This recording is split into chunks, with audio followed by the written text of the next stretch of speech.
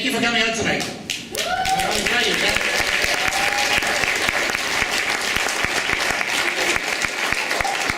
There are certain advantages to being president of Fed. One is you get to take the guests for dinner. So I know you're in for an amazing evening because I spend my whole time asking a million questions. And I was absolutely right when we thought about inviting people, and what we've been seeing in Quebec is truly amazing. It is truly an amazing action that they've kept going for 18 weeks now, and they've challenged the assumptions, not just of tuition now, but of the right of citizens to protest, the right of people to congregate and fight their governments, and in the entire neoliberal agenda, which is about making the poorest people pay the most and the richest get off the back.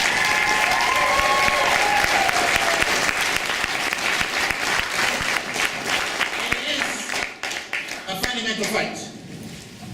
One must understand that in order for human beings to develop themselves, one of the most important things we discovered was education. And as a country, we built an education system based on access. It's not perfect. There are many barriers that we've seen in British Columbia, despite the fight of the students and the rest of us to hold back those tuition increases, that our increases have gone up dramatically over the last 10 years.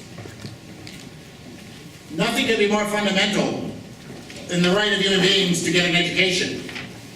And in fact, really what they're fighting for in Quebec is the right of every Quebec person to get an education regardless of who their parents are, and regardless of the amount of money they have, that they have a right to that education.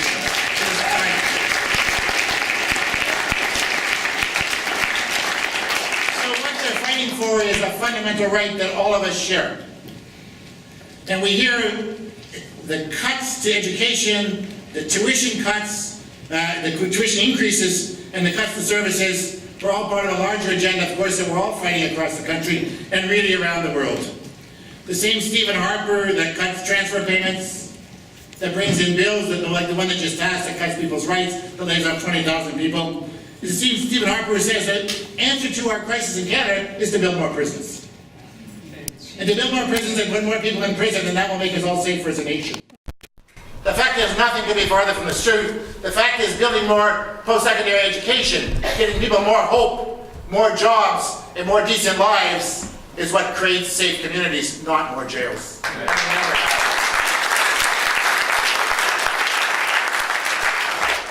So tonight we're going to hear from two people from Quebec who have been leaders of the movement there, who have been part of a mass movement that's also involved the labor movement. They're here tonight because we phoned the Quebec Federation of Labor and said, help us find who we should be inviting and identify some folks to come, and they were more than happy to do that. They thought it was a wonderful thing, and as you're here tonight, the labor movement has been an instrumental part of what we would call the uprising in Quebec at this point. It's certainly not over. It's certainly part of a struggle, that a broad struggle that we need to continue to support, and we will continue to support. As you will hear tonight, they have been an inspiration not just to students across Canada, but to working people, and in many cases, working people around the world. So without further ado, I want to introduce a very special person, Katie Marocchi, who is the president of the CFS in British Columbia. I think newly elected, is that true? That's true. And she's going to be our host tonight to introduce our guests and to take your questions. So hang around, lots of time for questions, and enjoy the evening. And at the end of the day, let's walk out of here a little bit knowledgeable about how to make the world a better place for everyone. Thank you very much.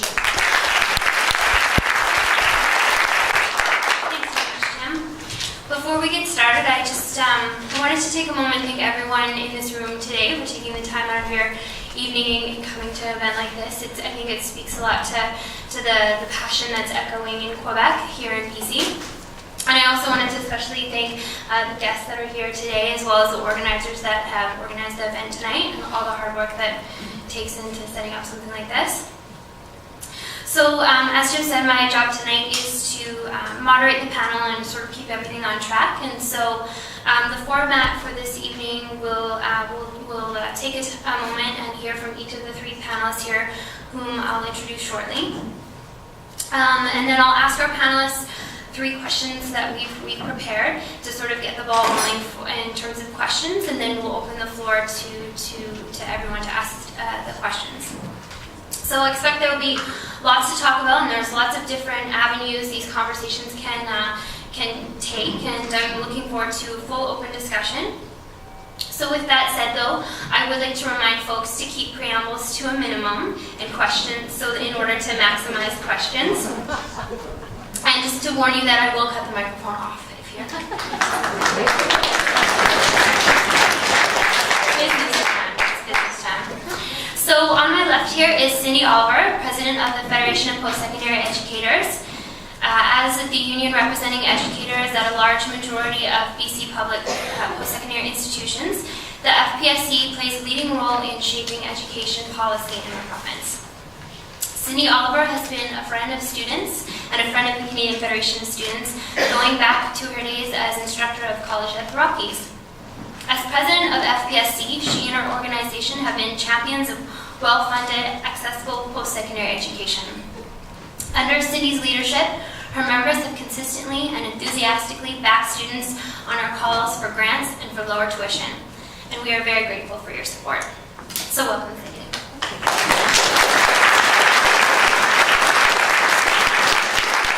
As I'm sure you're all aware, the Quebec University Student Federation, FEUQ, has been very active in the strike movement occurring in Quebec. Since 2010, the association members of FEUQ have arranged in mobilization against the tuition fee hikes planned by the Liberal government. From the beginning of the mobilization, the FEUQ organized several demonstrations and actions contributing to the development of the general understanding of university struggles and the struggles we face as students. Martine is the president of the Federation. She is a PhD student in education at UQAM. Her leadership and her sense of compromise are one of the reasons that the student movement in Quebec is still united despite ideological differences. She is now coming into her second term as president of FEUQ, and since May 1st.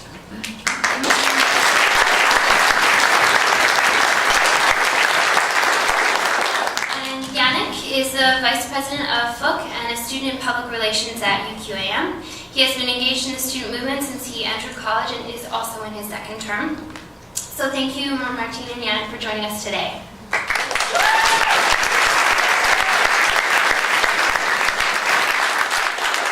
Without further ado, let's get started. Cindy, we'll start with you.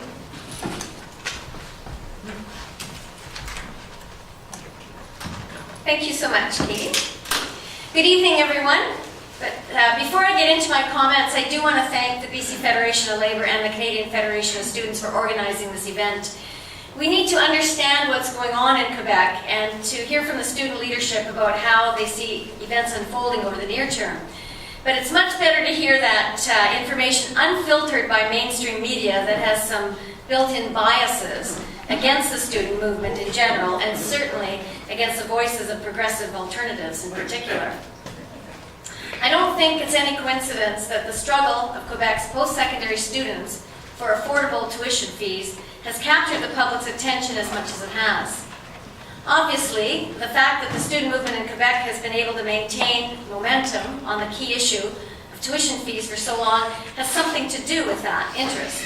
But I think there's another thing at play here. I think the other issue is that Canadians place a high value on post-secondary education. They see it in economic terms. A post-secondary degree, a diploma, a certificate, a completed apprenticeship, all of those things are becoming more and more essential in a tough and getting tougher labor market. In fact, we are told repeatedly that 3/4 of all new jobs in the very near future, starting within the next couple of years, are going to require some form of post-secondary education. They see it in social terms as well. Post-secondary education is one of the ways we promote inquiring minds. Critical thinking, and that's something we need a lot more of, is central to every discipline at our institutions and has a long tradition stretching back centuries. And critical thinking is a cornerstone to strong democracy. So to the extent that citizens have equal access to post-secondary education, we are recreating the conditions that also support broader social equality. Now that may sound a bit abstract, but certainly the polling numbers we look at on a regular basis confirm that people place a high value on post-secondary education. Our union, the Federation of Post-Secondary Educators, regularly polls on these questions, and the results are quite significant. 70% plus support greater investment by government in our public colleges, universities, and institutes. And about the same percent would pay higher taxes if it meant that money was invested in our public post-secondary institutions. And a similar plurality of support exists for governments investing more in our public post-secondary institutions, even if those investments meant that government has to run a budget deficit to do it. And if these polling numbers don't convince you that post-secondary education is top of mind for many voters, just look at what the two political leaders here in British Columbia have done in terms of tentative party platforms. We got a glimpse of what Premier Clark was going to do in post-secondary education back in September, last September of 2011, when she did a test run of her party's pitch to voters in the run-up to an unexpected provincial election that never happened. She made international education a centerpiece of her party's platform. And when you looked at the details of what she was proposing, there wasn't much there. She was essentially making the case that post-secondary education should be seen as a business opportunity. Open the doors to international students who are expected to pay 3 and 4 times the tuition fees of domestic students, and all would be good, according to Clark. The leader of the opposition, Adrian Dix, on the other hand, made post-secondary education equally as prominent on his platform, but his approach was to talk about the affordability crunch that students face and use a corporate tax increase as a way to begin fixing that affordability gap. Now, both of those announcements, it's interesting, were made almost a year ago. And today, if you look at polling, Adrian Dix has close to 50% support among decided voters, a level of support that the NDP in this province has never really enjoyed previously. And Clark's support, on the other hand, has gone in the other direction. Her numbers aren't quite single digit yet, but I believe she's working on that. I don't want to suggest, though, that the two leaders' positions on post-secondary ed explain the difference in terms of popular support, but I think it's telling that both placed a lot of weight on post-secondary education. The real difference, however, was Clark saw post-secondary through a very narrow business lens, while Dix has struck a chord with voters on what can easily be described as the equality piece. And that stark difference is what may well define the two leaders. That narrow business lens that the BC Liberals have used has been very destructive for post-secondary education in BC. The BC Liberals were the party of deregulation, and one of their very first measures in 2001 was to deregulate tuition fees, a move that over the next couple of years allowed tuition fees to skyrocket. Some people say double, they were more than double in some places. The BC Liberals were also a party that pushed for lean government. That translated into a decade of underfunding of our post-secondary institutions. The operating grants that the provincial government provides to each post-secondary institution are the core funding for those institutions. And on a per-student basis, after you account for inflation, operating grants in BC have dropped by almost 12% since 2001. What that has meant for students is fewer support services. Students must now find their own way through a very complex education system.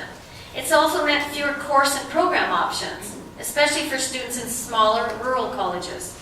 It's meant that today's post-secondary students now shoulder far more of the cost of their education than was even the case a generation ago. Today's students pay about 25 to 30% of the cost of their education versus 10 to 15% 30 years ago. Now, the CFS launched a huge campaign. We were part of it as supporters and allies, and they were fortunate enough with the support that they received throughout all communities to at least have government change their policy so that tuition fees would only be going up by the rate of inflation every year. Now, some may call that a small victory. It was a victory nonetheless. The BC Liberals haven't just directed their regressive policies at students, though. Faculty have also been targets. In 2002, the government passed its infamous Bills 27, 28, and 29, all of which involved the stripping of provisions from negotiated contracts. In our case, it was language that restricted the number of students in certain courses and programs. It took 5 years and hefty legal fees to find that the bills were unconstitutional. But that's just how the BC Liberals, their bully tactics work. They pass laws that you know won't stand the test in the courts, but will do damage on groups who are opposing you in the short run.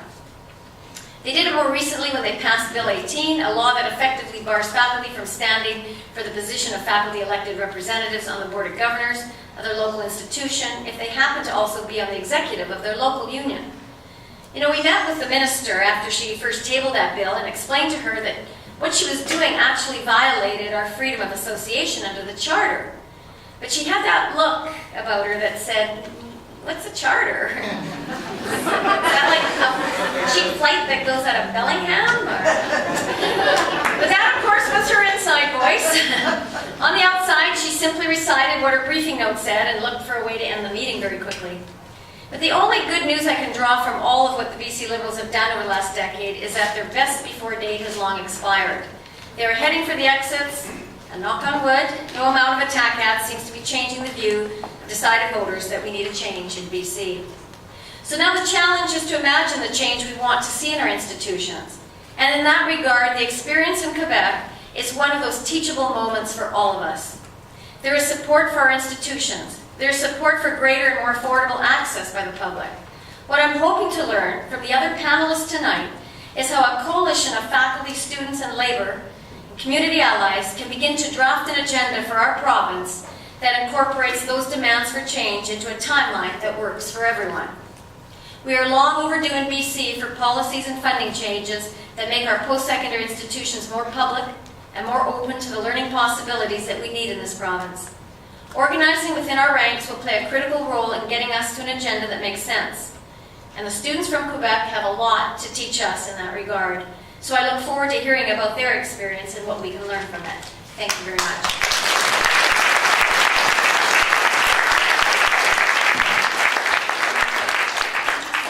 I think you really nailed the realities of post-secondary in BC, and thank you for highlighting them. And again, sort of provided a good example of how you always have student interests and you're in our corner. So again, thank you.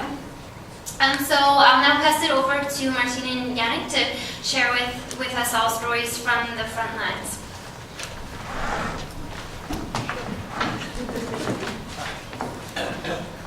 Actually, we had a... there. Just at first to... It might work. Yeah, the mic work.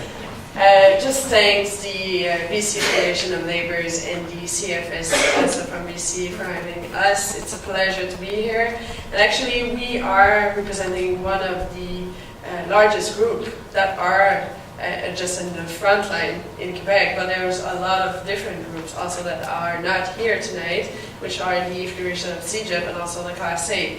We represented a lot of groups. So overall, the three groups represented 3 out of 4 students in Quebec. So, but as the FEUQ is concerned, yeah. And so, do I have something to? No, just have to. Okay, there you go. So as the FEUQ is concerned, we are one of the, actually we are the largest group of students, and we are representing the university student exclusively. And so it's 15 association, and we represent also the Anglophone students. So PGSS, which is the postgraduate society students, and also from McGill, which are the graduate students from McGill, and we represent also the Concordia Student Union. So we've been actually advocating for a lot of 20 years now for tuition fee freeze and also for accessibility in post-secondary school. So we've been created in 1989 to begin a fight against tuition fee hikes, which we lost at that time. But actually in the 1993 or 1994, we win the battle against tuition fee hikes and had the tuition fee freeze for the next 20 years. So we're now back again on this tuition fee fight with the government, and still the Liberal government as it was in the 1999. Next. So over the years, the FEUQ has put on many campaigns. Of course, we already fought the tuition fee hikes by the past and we won. But also about the accessibility at large, we also had to fight the Liberal government, and it's going to be important since the Liberal government has a strategy to confront student groups and unions in Quebec. And in 2005, we won also another campaign against this same government the government was planning to cut $103 million from the student bursaries and grants program, transforming the bursaries in grants, thus and increasing the indebtedness from the student. So we, as the FEUQ and without the student association at that time, we won that campaign. And in 2000, we also made a major investment in the universities, $1 billion. And it's going to come out also later, since the administration of universities are advocating for underfinancement of their universities, and we're going to take a look at that also later. So this year, what we've been fighting, and what we're going to fight again next year for sure, is the Liberal government plan to hike tuition fee of $16.25 more, which changed during the year, since they proposed as a solution to increase tuition fees by 1778. So we increased the increase they wanted to make us as a solution. So it's not now 75% of an increase, but 82% of an increase they are proposing on 7 years instead of 5, which is kind of great, right? In the presentation, you see we had some pictures. So there we have a General Assembly of the Student in Education at UQAM, which are voting for the strike right now. They are members of the FEUQ. So we see it live there. It's my association. I'm really proud of it. So, what is the political situation in Quebec? Well, we are facing a Liberal government, of course, as you are. And since 2003, they were in place. They were re-elected in 2007 and with a minority program, and right now they are a majority since 2008. So they are planning for a general election in the next 18 months to go, and we are preparing for this general election. And they are very unpopular. Actually, it's 30% of the voters that are in favor of this government. 70% of them are against the proposition and the solution that have been put on the table by this Liberal government. But as surprising as it is, 32% or 34% of them are willing to vote for the Liberal government. So they are neck to neck with the FEUQ, which is the party that are getting in favor of the student movement, and also the other parties that are proposing free education. So they actually, in 2007, proposed a tuition fee hike of $500. So we are now facing another tuition fee hikes. So it's, when you combine the two tuition fee hikes, it's over 130% more tuition fee than they are been proposing in the last 10 years. And as my colleague said before, they are adopting a confrontation with the students. And this has paid off a little bit in this movement, because their confrontation increases the support that we are getting from a lot of population and a lot of different groups. As for example, the Bill 78, but we'll get to this later. So right now, as I was saying, there's a lot of different students association, and we are all fighting against this tuition fee hike that has been proposed by the government.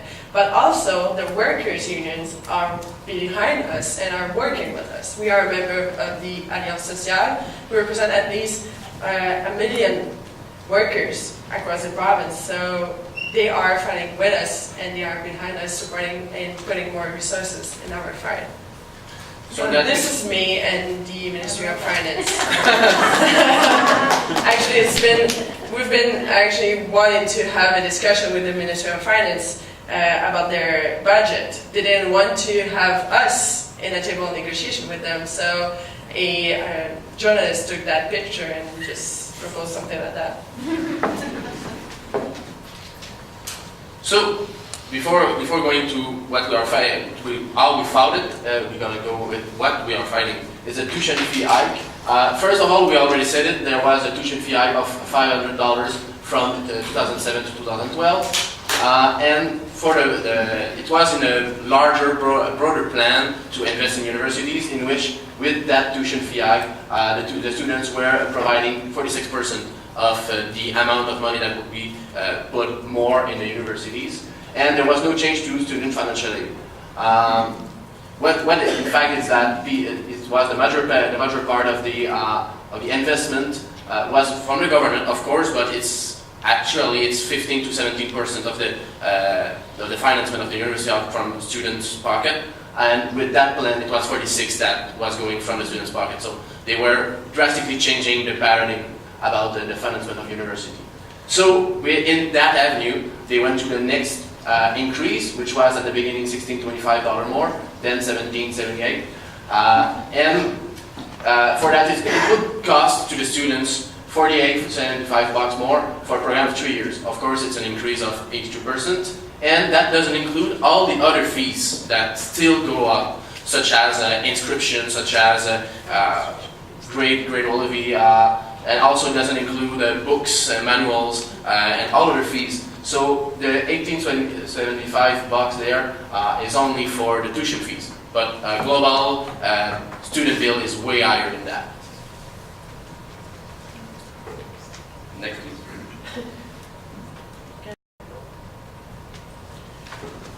We made actually research about the life condition of the students in the university, and we found out that students is not rich. Actually, they earn $30,000 a year, and that included also debt.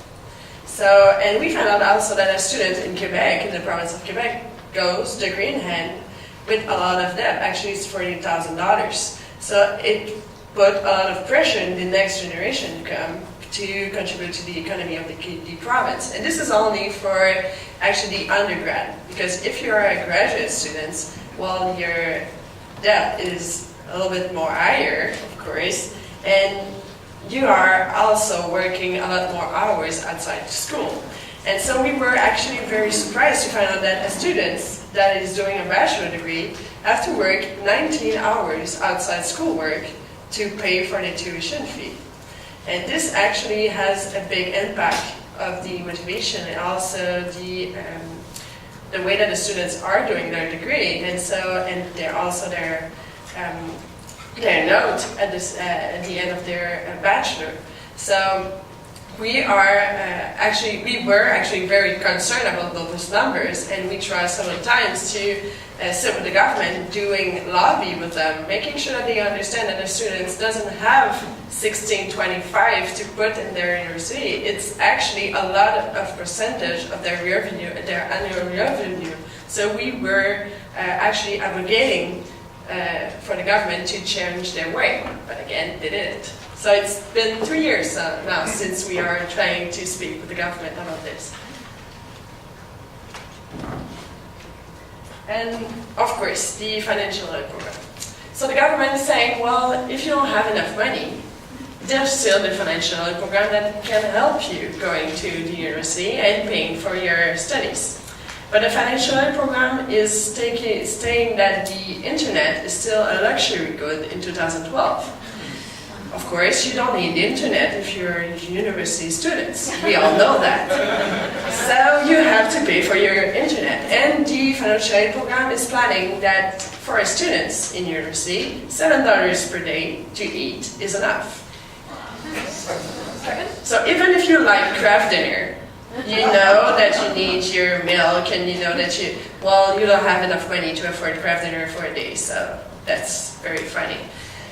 So there's a lot of problems with the financial aid program. It didn't follow the inflation in the last years. So of course, if you're a student coming from a region and you don't have transportation to go to university and you have to use your car, well, it's only covered the expenses of half of what you're needed for your all the year long. So this is a problem. And the contribution, the parental contribution, started at $30,000. So two parents earning minimum wage are earning $38,000. So people that are not earning from minimum wage are supposed to pay for their students. So this is a problem because they have to pay for their children, but they don't have enough money to actually pay for all their expenses. So this is a major problem of this financial aid program. But of course, the government is still saying that we have one of the biggest and most of the great financial aid program across the country. We all know that. So also the government is saying, well, our tuition fee have been freeze for the last 40 years. And this is not true. You can see this in my chart. And actually, why is the tuition fee going up in the last 20 years? Because they doesn't take into account in their calculation the mandatory fees that goes up following the inflation. So they're only talking about tuition fee, but not talking about all the other fees that a student has to pay to make sure that they can actually go to the next session, because you have to pay for all your fees to get your inscription. So, of course, government is not saying that from the last 20 years, when we had those tuition fee freeze, we were paying more and more to go to university. So when they are saying that we are actually, we need to reinvest in our university, where we are asking them where this money went, because university we're getting more and more money each year. So they are saying to the students in Quebec, well, you have to work more outside school to avoid debt. If you are not a student that can actually have loan and grants program, well, you have to work outside school. So I already told you that they are still working 19 hours if they are graduates, they are undergrad students. And this new tuition fee hike that has been proposed will put actually students to a lot of pressure, and they will have to work 24 hours outside schoolwork to cope with this new situation. So this is a problem. And of course, in our research, we found out that 40% of the students are saying that the financial aid is one of the main factors that will have an impact if they have to drop out of school, because the number one factor that will lead to a dropout is actually their financial support. So about this, of course, the hike will have an impact on the student debt, of course. So for 3 years baccalaureate, which is a degree, regular degree, it's 15 more dollars in debt that is going to happen if the tuition fee hike is implemented. But of course, many programs need a 4-year education, such as education, engineering, medical school. So of course, the debt will rise accordingly. And the average bill in 2017 will be about $4,700 for the tuition fees, excluding textbooks and other learning tools, which can be pretty expensive if you go to medical school, engineering school, of course. So who's going to pay the bill? Of course, it's going to be the students and their family, students afterwards, families during the studies and afterward also. And the middle class is the one that is the most vulnerable to that. The working class and the poor class has much more access to financial assistance, which is not perfect, but they can access to it. Working class, since they make more than $30,000 a year, will have problem accessing to financial assistance, so they will be very vulnerable to the tuition fee hike. What we have there is 2 posters we made during autumn and winter about the campaign. The first one is 1625 more, it won't pass. It was the theme that we put on that follow up all to now, except that now it's 1778. That won't pass, of course. Yeah. And the next one is for March 2nd, 22nd demonstration, which says, we won't back down. So the campaign, as we were saying, it started in 2010, because the government actually put a forum asking not only the student unions, but also the labor unions to come and have a meeting with them. And so all the president of the industry came by saying that they have planned for the post-secondary school and university program. And so we were sitting at this meeting, and the government was saying, well, we're going to hike the tuition fee, so what is the percentage of the hike do you want? And actually we said, well, there is other ways to finance our university system, so maybe we can have a talk. And after noon, actually, we decided to leave the table. And so all the president of the worker unions left with us. So this was the beginning of this strike movement and all this mobilization.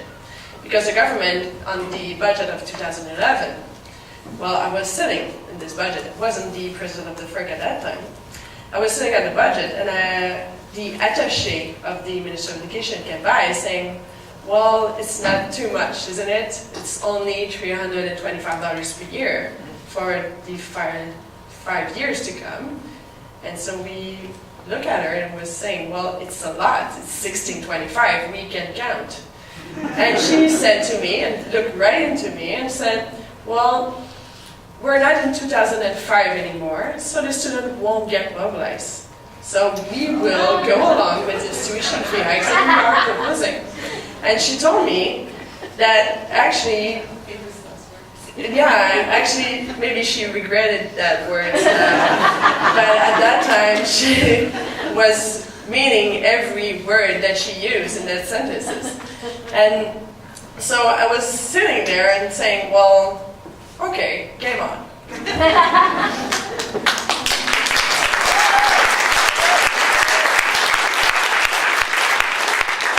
we created a whole action plan for the year to come, making sure that we will get united with all the other students' association, because in 2005 the government divided the association and proposed something to all the students in Quebec. So we were making sure that this time it will happen and the students will be united till the end of this mobilization. And we are still united today. Yeah.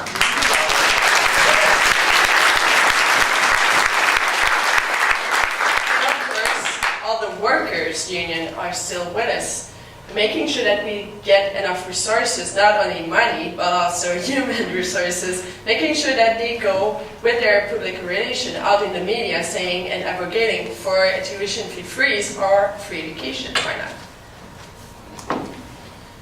So back to this year campaign, it of course began with the back to class in fall 2011. It was the real beginning of the mobilization. Since in the past year, speaking with the government, giving them our arguments why they shouldn't increase tuition fees, they were responding by ideological speeches. We had to go and mobilize people and organize them. So at the beginning, the idea of a strike wasn't a natural one. It wasn't something that everybody will say, yeah, let's go to strike. We had to make all in our power to make sure that every tool we have before going to strike, we're going to be put to use before telling the students we don't have any other choice now. So that's what we did mostly in autumn this year. So we made different rallies in different regions. Every region in Quebec had a demonstration during the autumn session. And the mobilization there was pretty good also. Like in Pt1, which is a small region, they had the biggest demonstration there during this time. Yeah. It's an 8 hours ride from Montreal, so it's up north.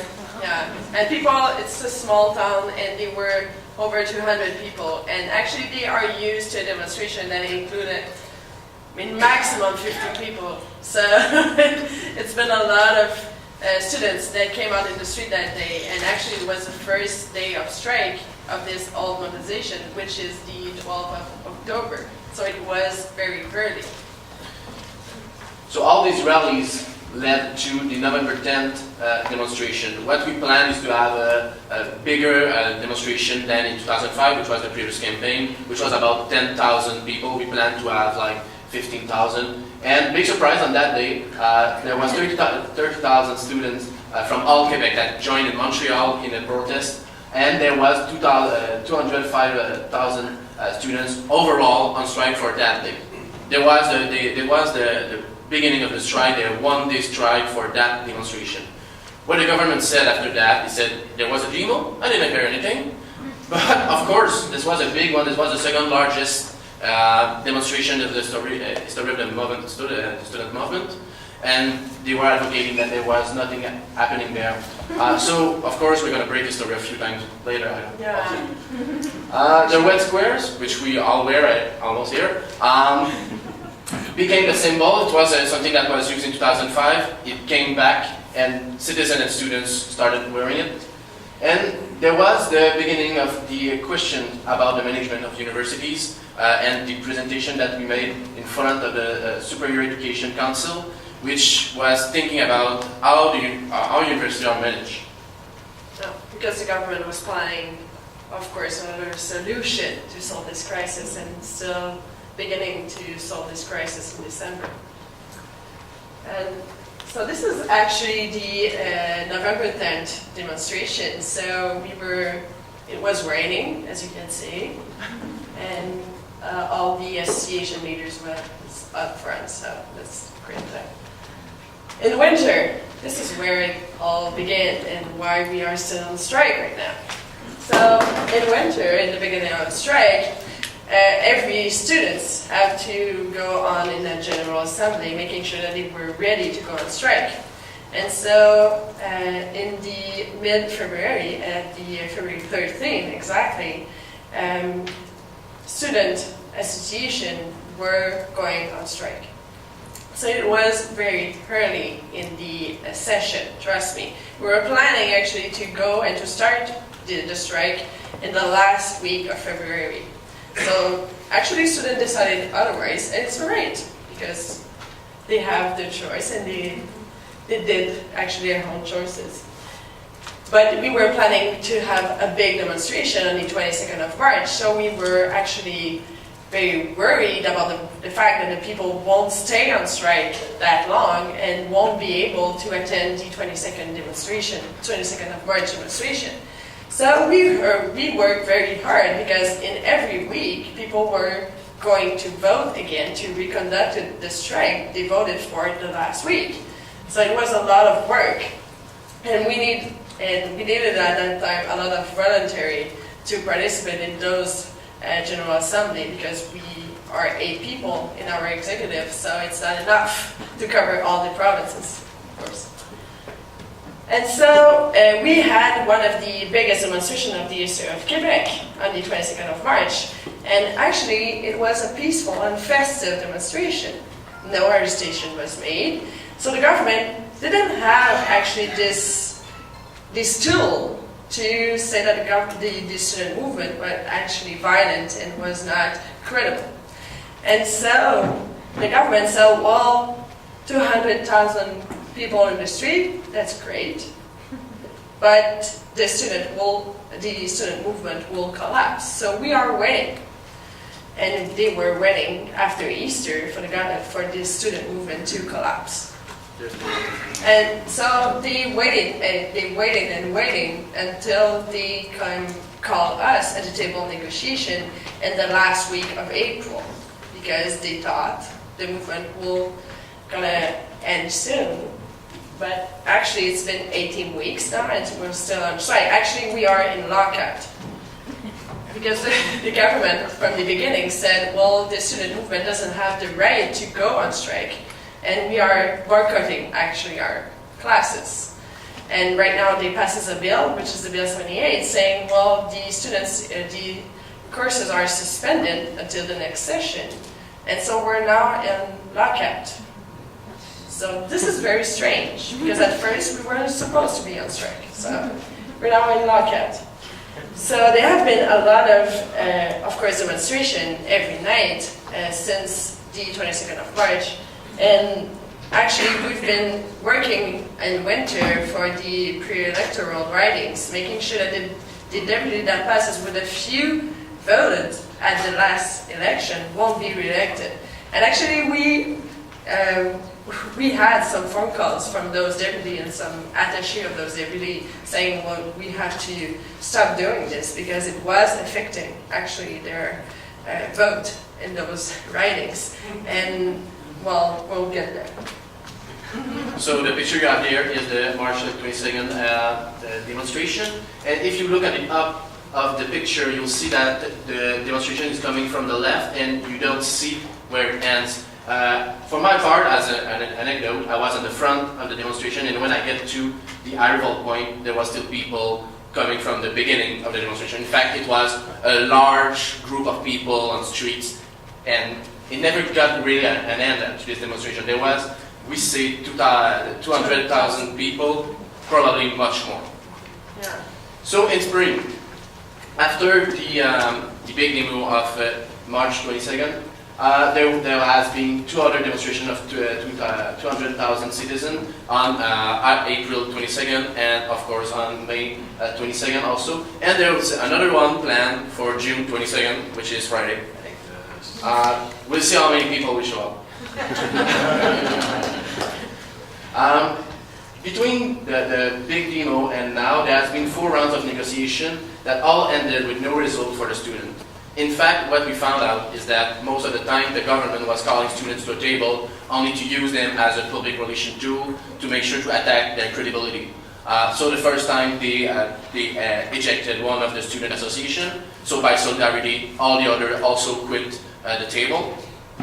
The second time there has been a solution that was put on the table, and before even the student had a chance to vote on that, the government was saying it's not going to happen. So they kind of canceled their own solution. They sabotage actually their own solution going on in public. Actually, I was doing interviews the day after we had an agreement, and the government, the Minister of Education was saying at the radio, well, the student didn't say, they're not saying the right thing, actually it's not this, it's gonna happen, the financement of the university is still going in the pocket of the students, and I was like waiting for my interview and saying, what is happening exactly? That's not the deal. That wasn't the deal. So the third time, we went there for about half an hour, and after that we got Bill 78. We're going to speak about it, so they made us come to, after that, go in the media and say students are very violent and they are pretty strong on their position, so there's nothing we can do, we have to pass that bill. And after that, the fourth time, they put forward some parameters to finance university, and we played with that, and we showed them that it was possible to maintain a tuition fee freeze for at least 2 years, only with their parameters.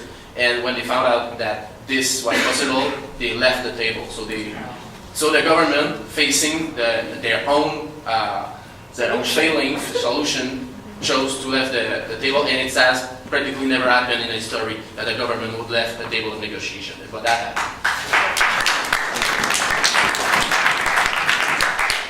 So the Bill 78, it's a law that has been passed in emergency at the National Assembly, which globally says 3 things. First of all, there will be no more session in universities and in CEGEP which are on strike. So that's the technical lockout from which we spoke. They're going to take back their session at the end of the summer in August. The second part is about the right to demonstrate in the streets. They are saying that you have to have the agreement of the police to make a demo. You have to have that agreement 8 hours before. So as an example, Sunday, the Portugal won a game at the Euro, and Portuguese people, it's true. Portuguese people just got in the street where they were celebrating their victory, and the police came out and said your demonstration is illegal. But that was very festive. There was children, they were waving Portuguese flag. No problem there. But under the Bill 78, any group of more than 50 people is an illegal demonstration, and it gets to the third part, they can be largely fined for that. Like for a student leader or a union leader, it could be 35 grand for being in a protest. For a student organization such as a FEUQ, such as a student association at the local level, it's 125 grand for being having a representative in a demonstration. And for a citizen or a student, it's about 5 grand for being in a demo. That would be illegal under the Bill 78. Shame. Yeah. So we have to know before we get there that the demonstration will be illegal, which is totally nonsense. And we can be found illegal under this bill if we do something about the demo, and if we forget or if we don't do anything about it also. So taking a stance or not taking a stance can be fine under the Bill 78 law. So as a student representative, but also as a citizen, I can't go to a demonstration unless I'm sure that is going to be legal, unless what my federation could be largely fined for that. So that's of course a direct attack to the rights, and that's why we are contesting it in front of the court, and we're gonna have a judgment, I guess, pretty soon. Have you been fined yet? No, we didn't have it fined yet, but they're using actually the Bill 78 to declare the demonstration illegal, and after that they're using a municipal argumentation to put fine on students and on citizens. So the fines are up to $400 to $500. It's a lot to pay for a student or citizen that is caught into those demonstrations. And again, it's not the fine that were included in the Bill 78, but we are in court right now facing this issue. So that Bill 78 created the pots and pan demonstration that we see every night in Montreal, but also in almost every city of the province, and also and also in some cities in Canada, in the United States, in France, in Great Britain, in Belgium, in Italy, and Spain. In a lot of countries, there have been a lot of solidarity to the students and to the citizens of Quebec that are facing the Bill 78. And what we see in that picture, of course, is a demonstration in Montreal of pots and pans.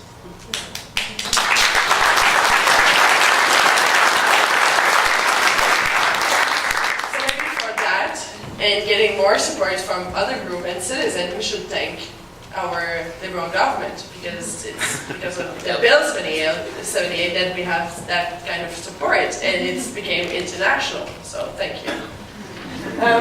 So right now for summer, actually, we're planning to go on and to be there in festivals. And actually, on Friday, we were on the stage of a festival called the Francophonie. And actually, we were invited by a group, and it was the largest crowd. You can see us right now, right there. And actually, it was the biggest crowd that they ever seen in those events. And afterwards, there were a demonstration of 30,000 people in the street of Montreal. So, yeah, it was actually the crowd of this group. And Arcade Tire. And so, actually, we are preparing for the general election, and we saw actually in the last by-election that the government, the Liberal government, lost a riding. They were having this riding for the 46 years, the last 46 years, and actually lost it in the end of the PQ. And this is actually, I think, one of the consequences of their the crisis that have been happening in the province of Quebec. And actually the population are not, they are actually making sure that the government will remember the next time they will be facing the student movement and not negotiating with the student movement. And so, of course, we are still gathering with a lot of association members, making sure that we have an action plan for the autumn, and the strike is still on the table. And there are still associations that have strike mandates to continue actually the mobilization in the autumn, because it's not over till it's over.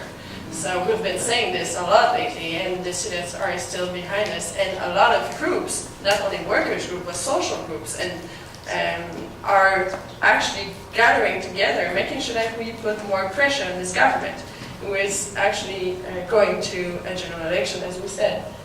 And so we'll be actually looking forward to have a lot more support and, of course, a solidarity movement with a lot of groups, because I think this is the way to prove that the government can decide another way to solve the crisis that they are facing, and also to put more values in front of their solution they are proposing. So making sure that education is one of the main issue for the next generation to come, and making sure that we are actually fighting for the next generation and not only for our individual ideology.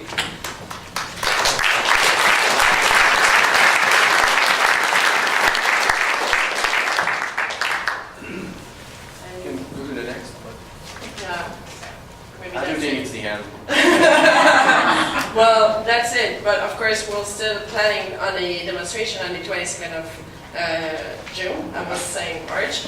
On the 22nd of June, on the 22nd of July, and we'll see in August if there is a general election. We'll be looking forward to have another demonstration. And of course, we're still planning to have this demonstration with all the students' unions, but also the workers' union that will have. That will actually come with us in the street as they did in the last demonstration occurring in Montreal. And this is on this Friday actually is very special because there are two demonstrations going on at the same time, one in Montreal and one in Quebec City. So this will have another impact on the government, and we hope that the government will listen and call us back to a table negotiation. Otherwise, they will a real one. Otherwise, they will face us in the general election. Of course, we'll be there. Thank you.